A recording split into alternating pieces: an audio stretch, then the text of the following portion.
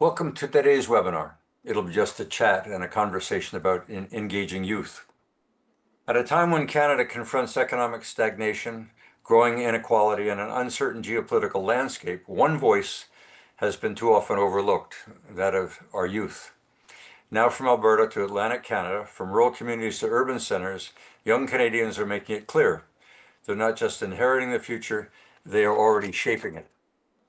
Drawing on the Engaging Youth, a white paper on Alberta's future that a predecessor to the KEI Network, the Alberta Council of Technologies, commissioned in 2019 as a national report, and a number of other reports that have been conducted over the last few years. The article that went out on Sunday deepened the call from young Canadians for a just, sustainable, and inclusive society. And so what KEI is doing is the urging of the network itself is to engage youth in a discussion about their concerns, their fears, but also about their views of the future, the opportunities, what excites them, their aspirations. And so this conversation that I'd like to host with all of you today, some of which are on the advisory council that I'll announce when we have our first episode, probably in around mid-June.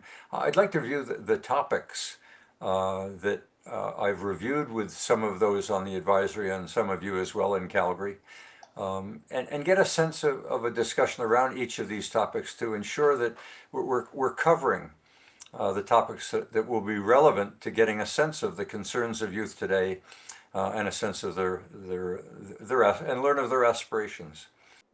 So the discussion we've been having on the webinars and newsletters of the last 6 months or so have been about Canada at the crossroads, about our economy, about social engineering, about leadership. You might call that a discussion of collapse, which some view as what's underway, or some might say we're all being conditioned by issues in the economy and the autocrats for purposes of control.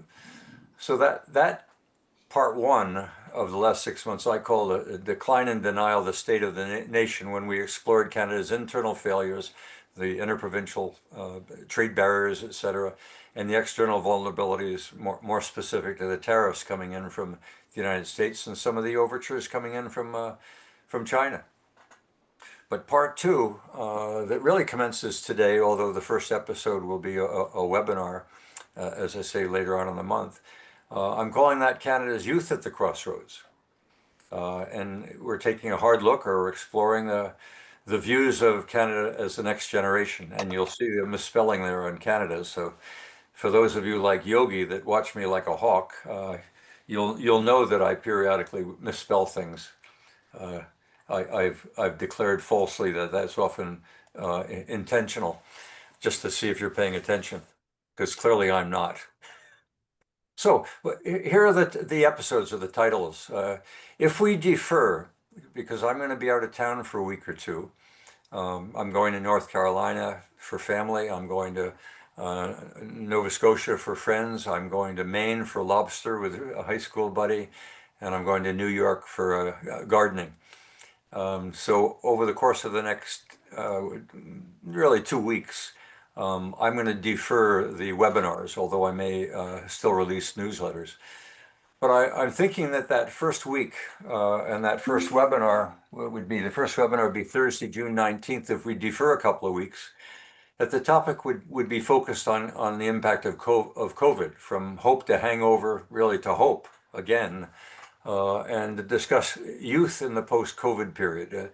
There are many that have examined their mental health, their loss of motivation and disorientation after post-pandemic as the basis for a fear of there being a whole generation that's being lost. If we take a positive view, that editorial ought to set up a discussion with youth that challenge that youth are despondent, as opposed to recovering and reacting and taking a strong position to lead us into the future, what I call a resurgence. So let me ask you the question, even if I leave that up. Is that topic, do you think, timely? Is that the way we ought to be shaping a discussion about one of the forces and sources of change affecting youth during that period of isolation, when they weren't going to school, when they weren't going to university, when work was closed, small businesses were closed down, and some were severely affected and haven't recovered, where there are others that have bounced back. Is this topic one that you think worthy of discussion with our youth panel? And by the way, that's the way I would position it, is I would moderate a discussion. There will be 4 or 5 people ready to respond as a panel to the newsletter that would be focused on that topic, and that would be the topic we would discuss during the webinar. Go ahead, Those Yogi. topics sound great, Perry, but I also wonder if a little bit about economics, like education, careers, work-life balance, if there are any differences of view in that generation. We'll get to some of that in later topics, but I think any one of these will probably lead the moderator and or those that are responding to what it has meant in employment. You'll see with some of the topics, the ones on education, the ones on work, the ones on leading itself are deferred to later on in the series. Excellent. So that's good feedback, because I did want to know what else we might be covering, and for sure they'll come up. The issue, of course, might be that COVID is rather specific and has impact on a variety of things that will be covered later. That doesn't mean we can't be redundant and cover them again, because we can approach this elephant a number of times from a number of ways. The second topic, a week later, would be coddled or crippled. Uh, what youth have been exposed to over the course of their generation of what some call overparenting, overprotection in the interest of safety. Some of the youth that I've had discussions with already led me into talking a little bit of some of the experiences I've had in my life that they feel were very high risk, like hitchhiking to New York. And saying such things that they would never consider hitchhiking. It would be considered high risk, and they wish to be protected from situations that they've been made fearful of. And I'm not saying hitchhiking today wouldn't be more fearful. I'm not quite so sure. But clearly, the world that we live in today is presented to youth as something to be much more fearful. Those two kids missing in Nova Scotia. You hear stories all the time that used to be one-ons. I remember when I was growing up, the fear was children periodically falling down a well and taking days for them to be recovered, and we would follow that in the media almost by the hour on the radio as they attempt to recover a child who had fallen down a well. Today, there's stories every day from what's going on in Gaza to what's happening in the streets of parades in Germany, to kids being lost or kidnapped or hitchhiking in British Columbia. It's not surprising. And then the issues of overparenting and overprotection leading them to feel vulnerable. So I want to get a feel for, if we put a focus on that topic, um, is that media hype, or has it really penetrated the aspirations and concerns of young people?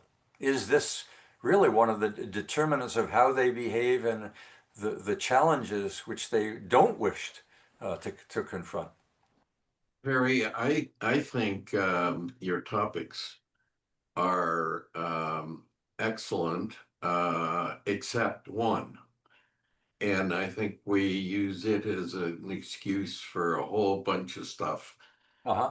It's and I know I'm probably not part of the majority, but I think we need to let go of COVID as an excuse. Great, terrific. I think that there are those that feel we've moved on. But Well, I have a video. I have a video that I will be linking under Fact or Fiction this weekend of research that's been done in the United States. It says university kids and those that have been researched have been seriously affected by COVID. Well, I don't doubt that they have, but they've been seriously affected by a whole bunch of other elements as well. And COVID is just part of the environment. That's why it's just one of the But points. the coddling and crippling, the parenting, the protection, the price of safety, and the lack of safety, far more current than COVID.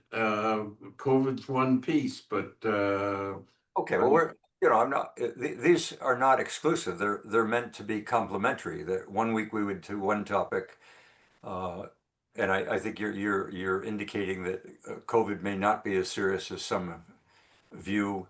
well, we just need to leave it behind us and say, hey, it helped create the environment that we're living in today. Now, where are we going in the future? And that's exactly what the series is about, Barry. Is so what? Is it going to linger? Have we lost a generation and it's not going to recover, or was this simply one event? I mean, people have survived wars, people have survived famines, and people have survived pandemics. Go ahead, Dawn. Sure. I'm just thinking that this was in our lifetime and a lot of the younger people's lifetime. This was a pretty unique occurrence to have a government mandates really shut down society and really limit us. And I would say, force us to do things or use an awful lot of fear to get people to comply. I mean, I think it's a situation worth discussing because there's a lot of people that didn't continue going to school and that have been very much affected by that for various reasons, right? And I mean, the whole inquiry here in Canada has dove into that in great depth. And if we just kind of take a look at the youth aspects of that, there's an awful lot to talk about. And I'd be really interested in their reaction to it because their view of the world, their level of critical thinking skills and so forth is a little bit different than those of us that have been around for a while. And I think it's fair to say that each one of us might have reacted a little bit differently to that whole experience that we had over a couple of years. Yeah, between what you've just had to say, Dawn, and what Barry has had to say, what we haven't heard is what you think. I mean, I think what Barry's perspective is probably shared by many, and I think Dawn, your sober insight as well. But what are youth's viewpoint? That is exactly what I'm trying to get at here by forming this youth advisory and have the panel that's not made up of any of us. You know, I want to hear what youth have to say about these. Mel, did I see a hand up there? Go ahead. Yeah, just a bit of a segue here, actually, from what Barry said and what Don just added to it. Looking at these three topics, I do agree with everyone that they are ideal, but what we're doing is jumping into something that's changed right now. So I was just sort of wondering if each of these is going to have a run-up to what it was before, if I can put it in those words, versus now. Why are we calling these things changes as opposed to just evolution? The other thing is, we could go a little bit further into the future too, because in the recent couple of years, AI has had a big impact on the view of a lot of young kids, young students, and so on, as to what they can or cannot do and what may be part of their future. So it's kind of a lead in and then, carry on to where we're going from here. Yeah, these are not the only three. There are three more: the issues of education and what they have been learning or not learning, the nature of work and the future of work, the gig economy and what's been going on with AI, for example, and then into whether or not the readiness to lead, whether or not there are O's that we have in the youth panel that we'll be prepared to discuss. The reluctance to step up or step in. Remember, these kids have not experienced what we experienced. We've been at this for 80 years. Yes. We've had 70 years of change, but I'm not quite sure. And we've seen war, we've seen polio. There are things that we've been exposed to. Certainly in the realm of technology, there's been, the multicultural shifts of socio-demographics. But this is their turn to tell us what they have and what they are feeling. I can't tell you, other than my own grandchildren and children, what we're going to hear. Yeah. And that's what you guys said in one of the webinars as an after party. We need to hear what youth's viewpoints are, and I had no way to get at that until we put the youth advisory together. Go ahead, Dale. With respect to the COVID era, I absolutely believe what Donna is saying, and I think that you're right. But we were asked a couple of weeks ago to bring a youth person to the table to this meeting, each of us.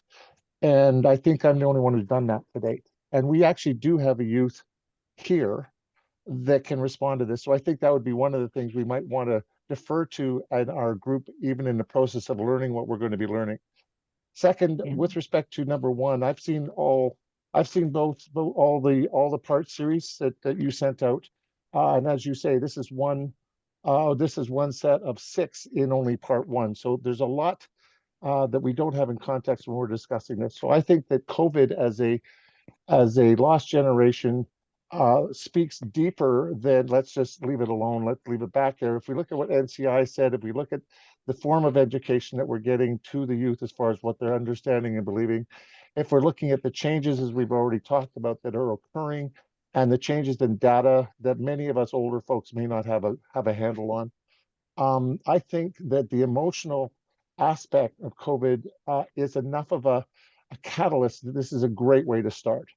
The other one that you have on the screen right now with respect to social, I talked to you about that, I think, earlier before, is I don't know that social media, but rather looking at communication information technology and the new media news, which includes social media, because I believe that there's a lot more information being shared than what can be contained in a rather colloquial word, social media. So I would say social media and new media news, or social media and the communication information technology eruption, or something to that effect. Those would be my points at this point. Thank you.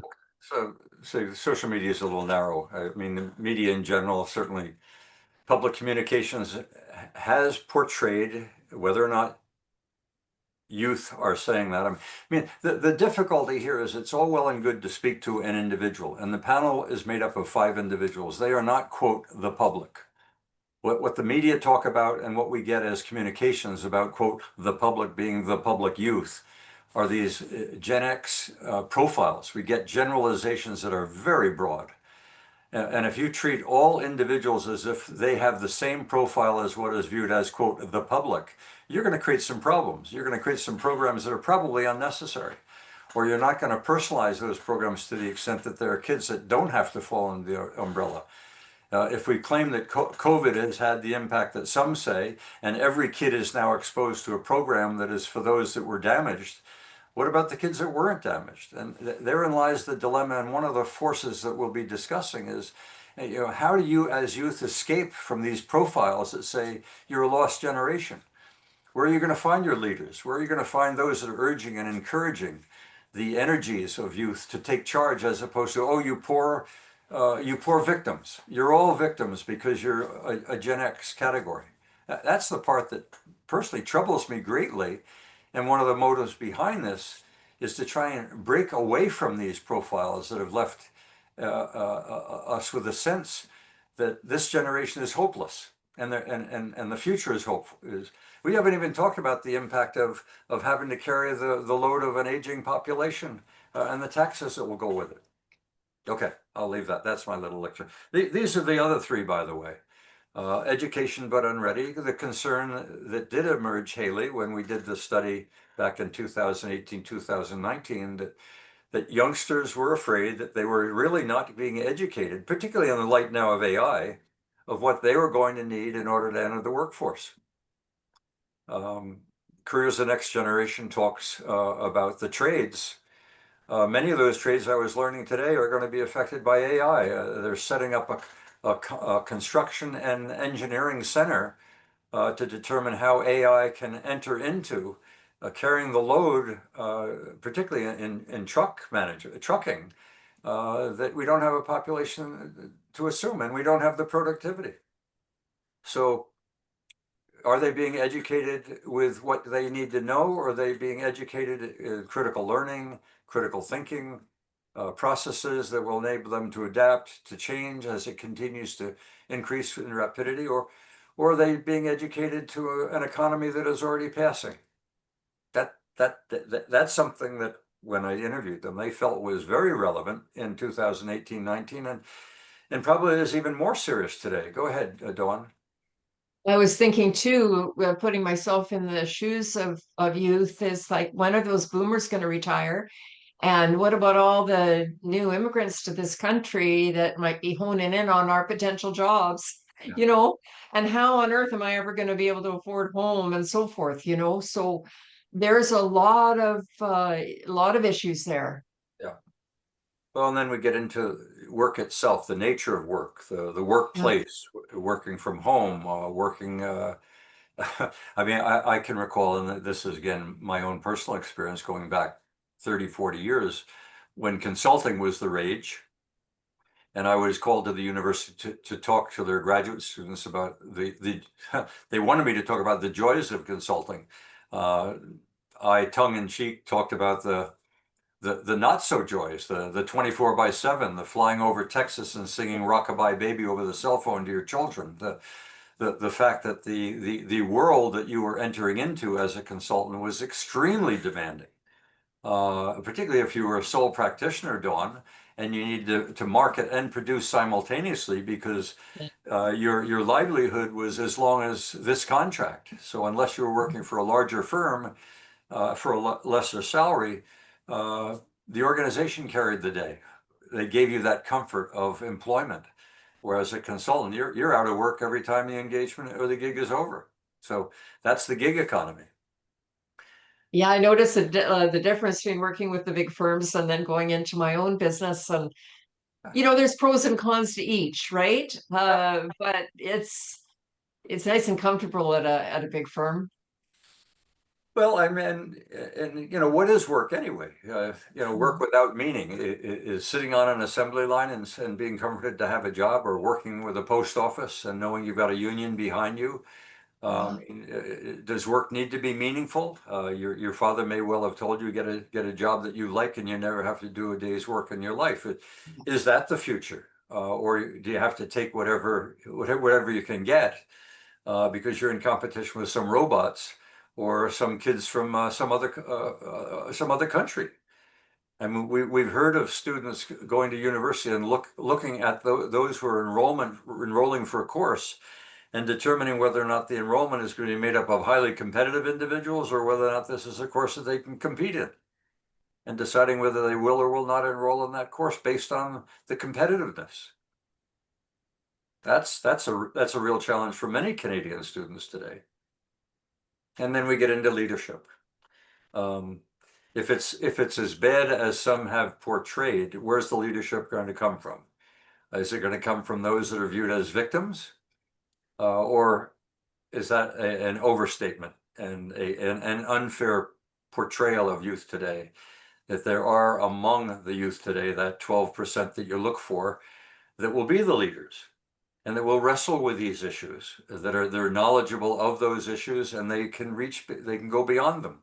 I'm hoping that the people we have in the panel, and I believe we have in that panel, those that have garnered a positive perspective of the future. That's really what's excited them, is getting into these discussions and portraying they're above that. They've moved beyond, and I think that's an important thing.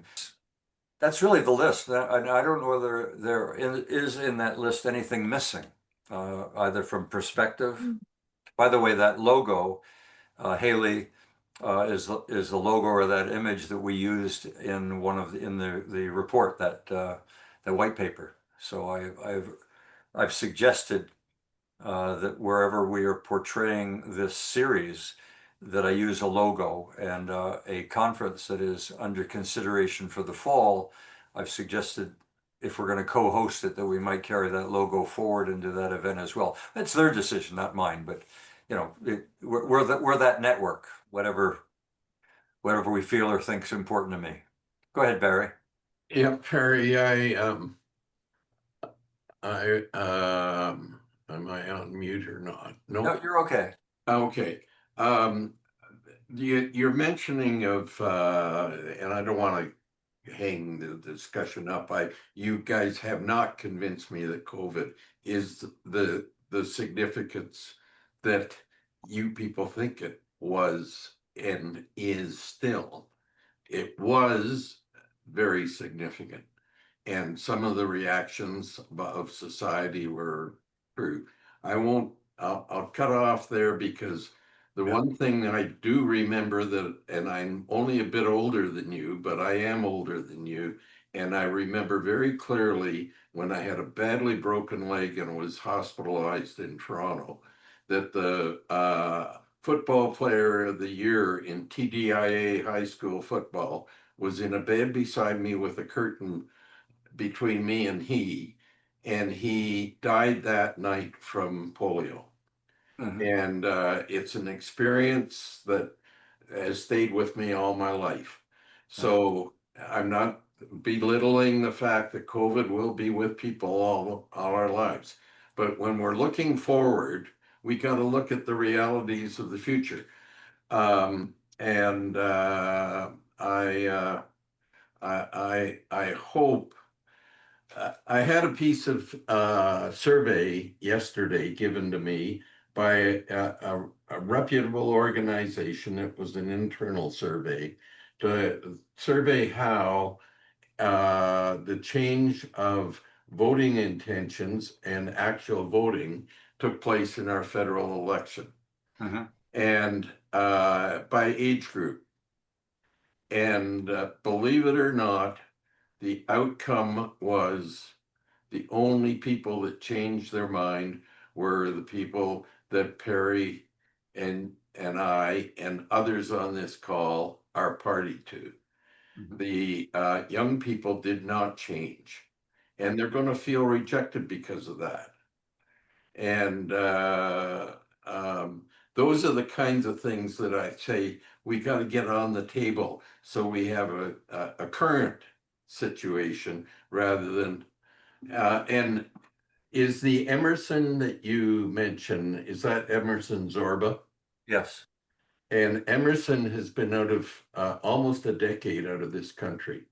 Right. And he's the kind of individual that can lead that group through his understanding and his ability to communicate.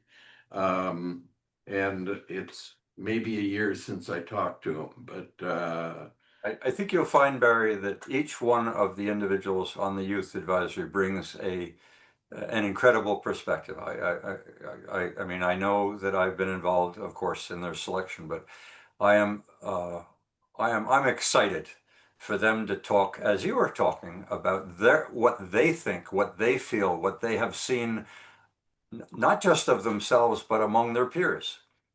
I mean, they have witnessed, they went through it and they have witnessed their colleagues. That's who I want to hear about. I love you guys immensely and I like our viewpoints.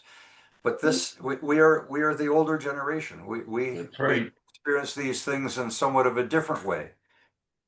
I mean, my isolation was sitting in the living room and doing puzzles and not being able to see my grandchildren for a while. That was really lightweight compared to what my grandchildren were going through by not being able to see their friends for 2 years and sitting in front of computer terminals that they'd never sat in front before and pretending they were going to school. I want to hear what they have to say and what they feel today of what they went through and how they look at the future. That's what the session is meant to be. Not my interpretation of it, but theirs. Dale? And I again mention Emerson because his experience was not just a Canadian experience. Sure. And the world we live in is going on, and we got to be careful that we don't do the favorite Canadian thing, which is navel gazing. And whenever we get challenged, we revert to inward thought rather than what are the opportunities that are created by the environment that we have today? I think we've captured that, Barry, by talking about this series as is our youth the sources of Canadians' resurgence? Can we look to them to achieve what we have failed at? We've left them with many of these issues are what they would feel a byproduct of what our generations have left for them to deal with. And are they up to it? We are the sources of many of these problems that we're talking about. So it's no surprising that they may, as some of them as victims, look for the source. They have us to look to. The debt in this country, the acceptance of media communications, the challenges of change. We are the drivers. We're the investors. We're the voters. What we got today is what we put in place for them. And now it's their challenge to either get out of it, live with it, or play victim. Go ahead, Dale. How to bring the information from the last iterations, 2008 and 1819, and integrate them into what we're doing now and providing the framework with which to ask these questions. Because Sure. one of the things we have with the way we're structured may be a need to put a format over top of it in a way that if I use, let's say, the COVID issue, we have national citizens inquiry, the changes that have occurred since 2020, and the impact of the governance, operations, and messaging that have been impacting the youth. Now, if we ask it in the way of hangover or hope, I think that's emotive. But I think that as we're looking at developing that side of how things have moved quantitatively, as we saw in the 2019 or 2018 layout, I think that would be useful. The other thing, as we look at Emerson, I understand he's with Dick Lee. Is he the fellow with the UWF? I think they have a wonderful overlay that can be useful to us. But I think that their move to get trust from the sovereign individual strikes maybe a situation where you need the youth to determine, do they want to be communist, socialist underlings of the elite without representation? Or do we want to figure out how to be sovereign citizens with more danger, of course, may be more regional? So Okay, two elements. say, Dale, why don't you write some of those questions down? Because when we get to July 24th, assuming that everyone feels comfortable with the dates as well, these are questions to pose to them. I mean, there's no, these webinars are not going to be simply me moderating an interview with them without input from the audience. The intent is I'll let them know, well, they'll have read the newsletter. The newsletter that precedes each of these will be on these topics. And then I will moderate a discussion about the content of that newsletter. That will pose some questions that they'll be ready for. And then I'll open it up for audience input. And might I suggest something else, you can Barry? Terry, topics. the idea of me writing this down as a dyslexic, almost blind guy that's trying to play on his computer doesn't make sense. But guess what? We have this recorded and can actually take those questions verbatim out of the text and put them down. Sure. I think that process might be another element that needs to be brought into this discussion so that we can actually start framing the types of questions and also providing the resources to the youth in order to ensure that they have a good background before they come into it. Yeah, I don't want to overstructure this as if this is KEI's view of the world and therefore we're feeding it This is meant to be giving them a voice to hear what they have to say. It's meant to Then be a maybe conversation. I misspoke. My point was when you put down these comments and part 1 to 6 in your first session, Yep. we're already doing. So how do we, and maybe Vivek might have a comment on this, how do we ensure that we're not only engaging, but we're equipping and we're deploying the assets, resources, energy, connections, collaboration, mentorship that I know are so involved in, and was when we were involved with taking people who were in institutions and Yeah. bringing them into the community.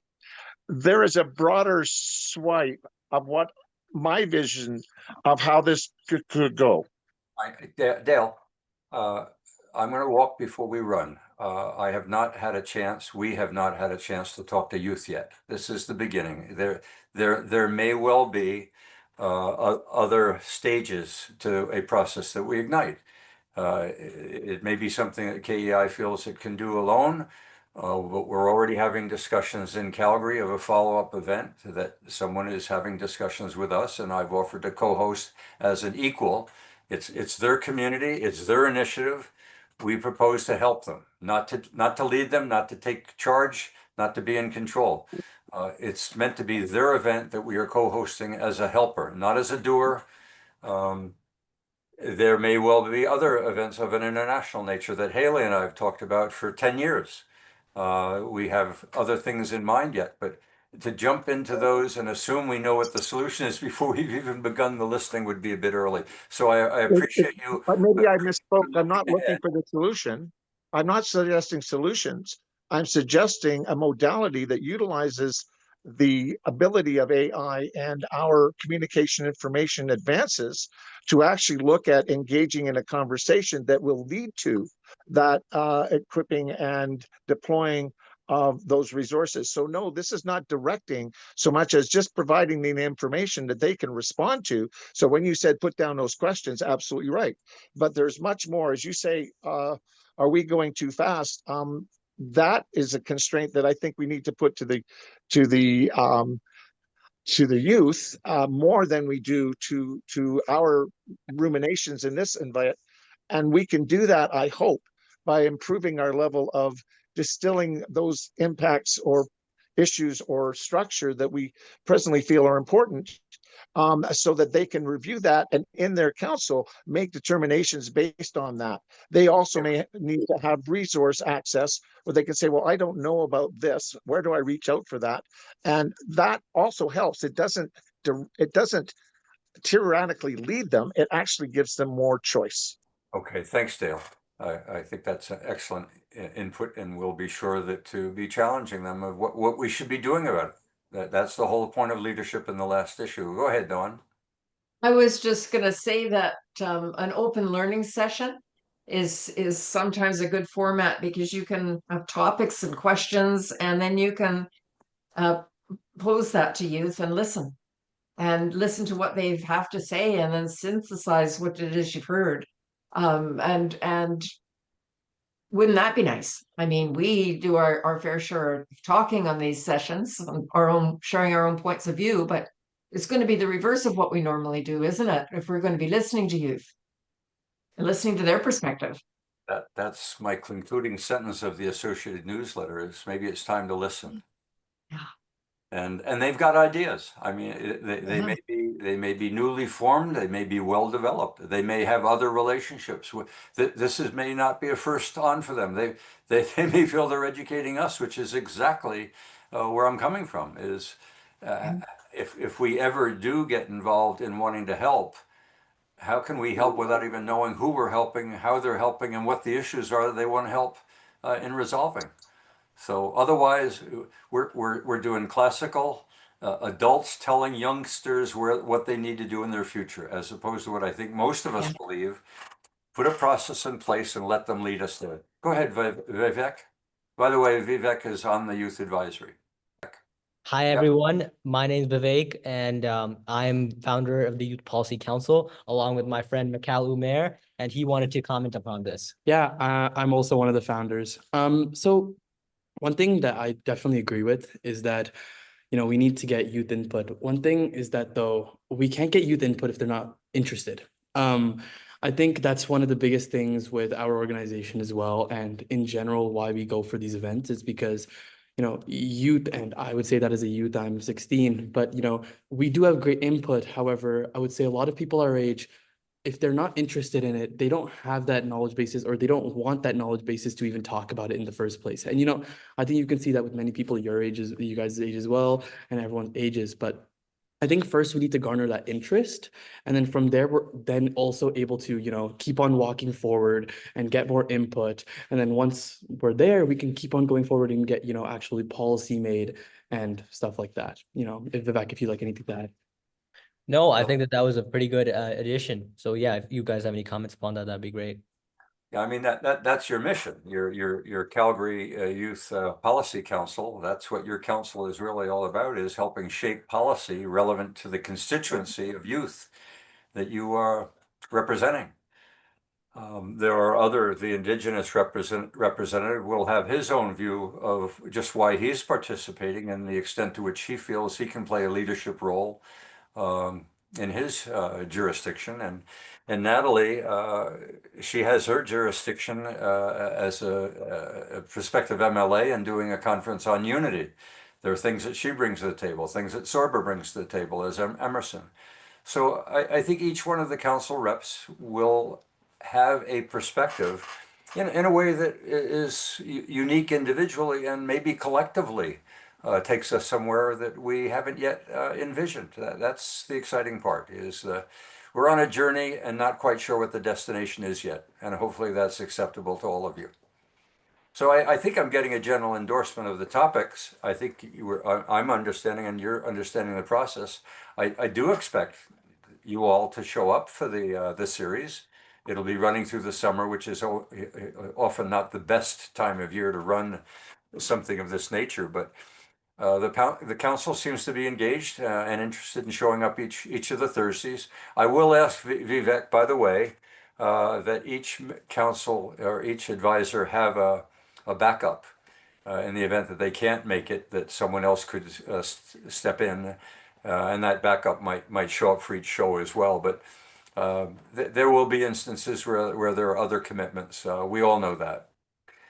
So I'm thrilled with the richness of this discussion we've had today, because it gives me a sense of the buy-in that you triggered this. You're the ones in the after party. You in particular, Dawn.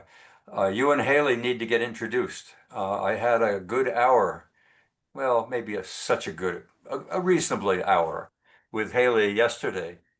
And the discussion led to whether or not there's any opportunities in British Columbia associated with this theme, or maybe creativity. One of the insights that we have shared with Haley, besides youth engagement, is the emergence of the creative economy. So maybe there's a way for these to dovetail and look at something on Vancouver Island or in Vancouver. So I'm going to leave Haley, you and Dawn the opportunity to get connected to see if there's something that might be unique to BC, which has its own perspective and its own issues with youth as well. Engage, equip, and deploy. Maybe that's short enough. For the response that the Youth Council had, we need to engage, which we're looking to do, but we also need to entertain and educate. So the challenge that he's identifying, I know Vivek and I have already had a conversation on that, and that relates to the campaign and development of the event itself. I'm not sure that the structure yet is identified. We talked a little bit about that, I think, Perry, and maybe Haley and I, but I'd love to talk to Dawn as well, and maybe Randall or whoever would like to talk about that as far as the structure of that campaign, because we already have from Ontario and an event that sort of really sparked this in a lot of ways, which was the engineers and their initiative. We also have, I think, a number of interested parties, and as you know, we have political, we have individuals, organizations that are very interested in this, that have reach into the youth. So engage, entertain, and that's where we're looking at everything from gamification to our humor, our vibe, and everything like that. And that needs to be engaged with the youth to structure.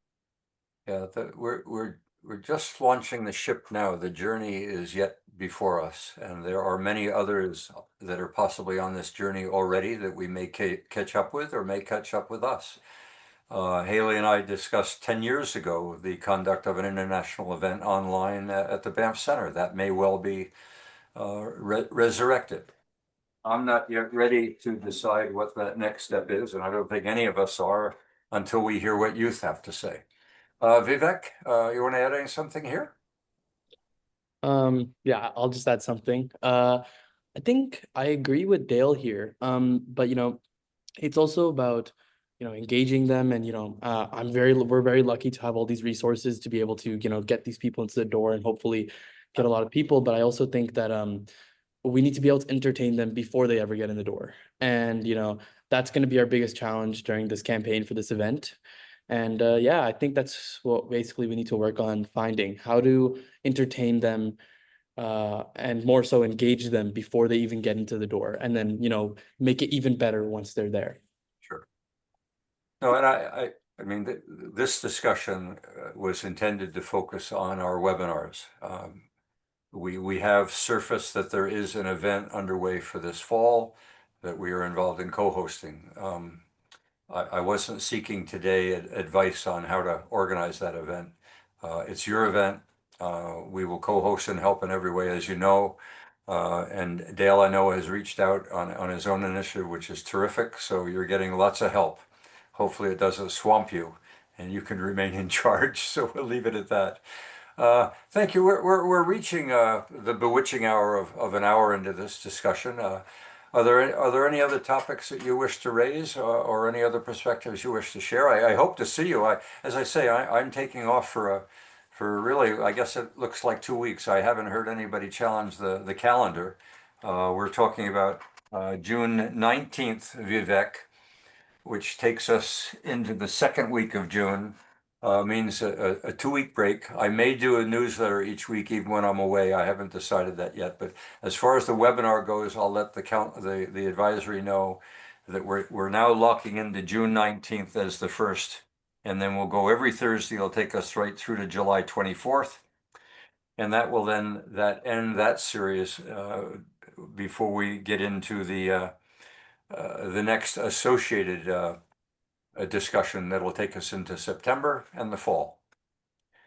So there are a number of people we haven't heard from today. I don't know whether anybody wants to simply put their thumbs up and say good session. We covered the waterfront. I think, Norm, anything you want to add here yet? Yeah, just a thought that some of the people that will be speaking from the youth Youth advisory. yeah, thank you. There may be people who would like to be a part of this discussion on an ongoing basis. And I think that we have talked a lot about geopolitics and issues of that sort. I think it's very timely and very appropriate that we gear the focus on what's it like at the youth level. So I think that's a very good direction.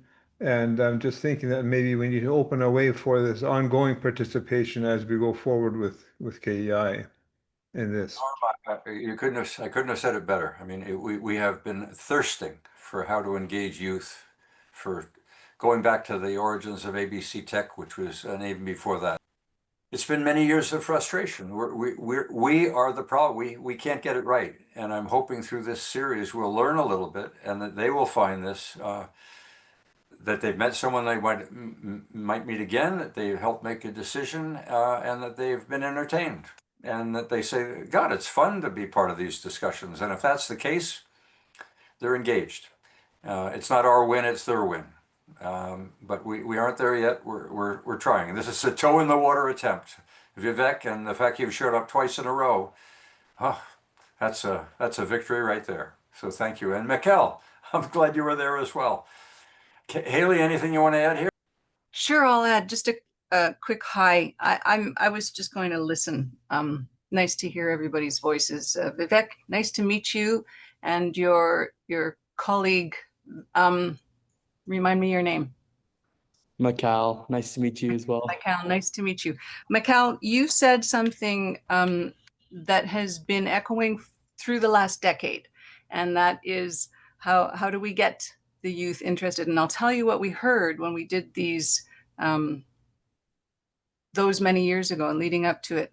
The one thing that got them engaged was knowing that people were actually going to listen to them. And so when you have an opportunity to share your mind with anybody, and especially anybody who can affect what you have to say, so your thoughts, and I think it was Barry who is saying the navel gazing, yes, the dreaded navel gazing of our country. This is more than navel gazing. And what happened is we gave the youth the agency. And Dawn, you mentioned exactly the template and the precedent that we had used for these white papers before, asking, what do you think about this? But they weren't even our questions. We actually asked the youth, what do you want to answer? So they came up with the questions and they came up with the answers. It wasn't ours to fix, it was ours to engage. So exactly what you're doing. So thrilled to listen to you both. Nice to meet you. I hope you and your friends come back. And I hope our job as the slightly older than you people, our job is to provide that platform for you. So we're just your servants and we're effecting some change for you. Seriously, we're at your service. And I think that has to be ongoing. I mean, you have a lot of smart minds. So use that brain trust. And this is on you. So I hope you take that and see a lot of new faces next time, possibly. Thank you, Haley.